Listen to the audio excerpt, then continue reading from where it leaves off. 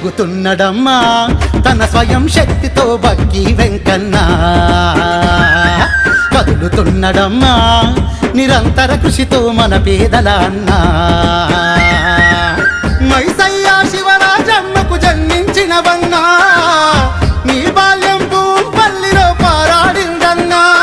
కడు పేదరికంతో పోరాడిన మా బక్కి వెంకన్న పొతరెడ్డిపేటలో 10వ తరగతి పాసైతివే అన్నా ఎదుగుతున్నడమ్మా తన స్వయం శక్తితో బక్కి వెంకన్న ఎదుగుతున్నడమ్మా రాజకీయంగా మన పేదల అన్నా